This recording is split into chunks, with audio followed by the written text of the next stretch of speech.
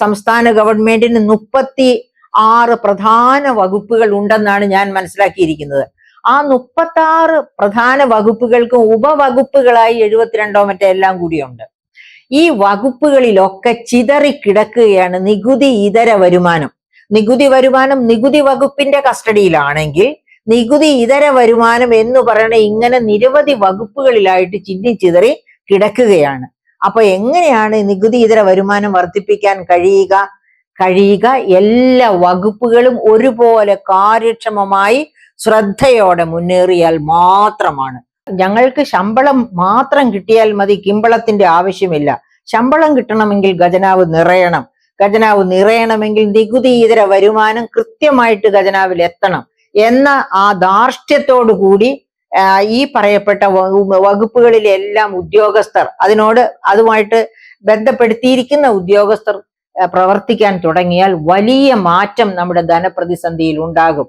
അതായത് നികുതി വരുമാനവും നികുതിയേതര വരുമാനവും ഒരുപോലെ സമാഹരിക്കാൻ നമുക്ക് കഴിയണം. ഇപ്പൊ നികുതിയേതര വരുമാനം കേരളത്തിൽ എത്രയാണ് കിട്ടുന്നതെന്നറിയാമോ?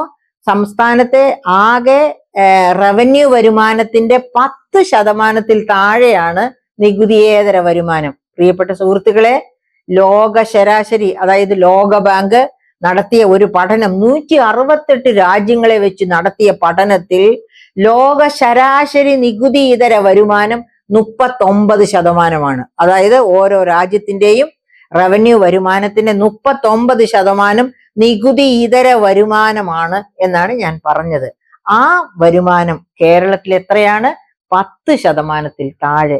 ഈ 10% താഴെയുള്ളതിനെ 39%ലേക്കോ 40%ലേക്കോ, അതായത് ഈ ശരാശരി 39% എന്ന് പറയുമ്പോൾ 50%-ൽ മുകളിൽ കിട്ടുന്ന രാജ്യങ്ങൾ കാണും, 30%-ൽ താഴെ കിട്ടുന്ന രാജ്യങ്ങളും കാണും. പക്ഷെ കേരളത്തെ പോലെ ഉള്ള രാജ്യങ്ങൾ വളരെ കുറച്ചായിരിക്കും. അപ്പൊ നമ്മൾ എന്താ വേണ്ടത്? നമ്മുടെ നികുതിയേതര വരുമാനം സമാഹരിക്കണം എന്നുണ്ടെങ്കിൽ ഈ 36 വകുപ്പുകളിലെ ഉദ്യോഗസ്ഥരും സടകുടഞ്ഞെഴുന്നേക്കണം.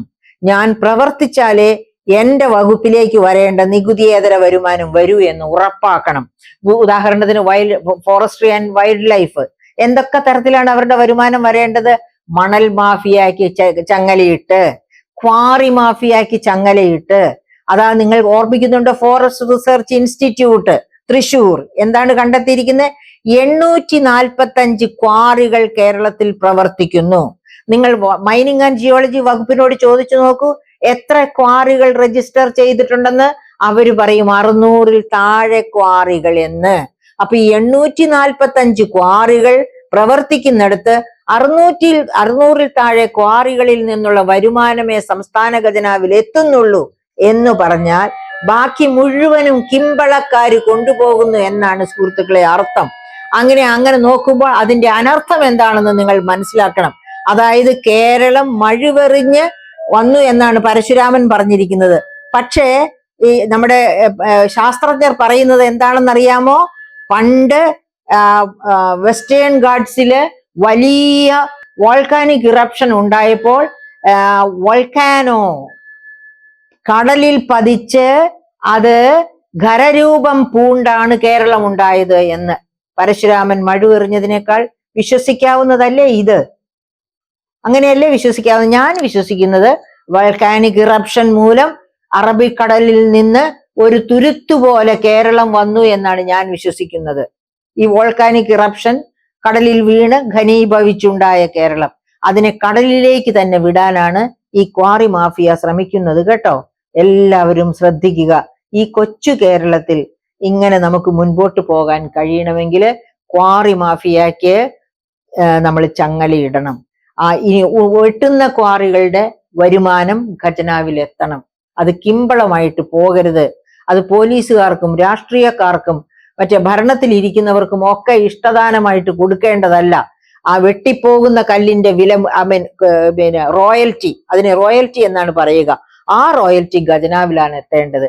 പ്രിയപ്പെട്ട സുഹൃത്തുക്കളെ, നാം നമ്മുടെ ചുറ്റുപാടുമുള്ള ക്വാറികളെ ശ്രദ്ധിച്ചാൽ നമുക്ക് അറബിക്കടലിലേക്ക് മുങ്ങി താഴേണ്ടി വരില്ല. ഭൂമിയിൽ തന്നെ ജീവിക്കാൻ പറ്റും. ശ്രദ്ധിക്കുക.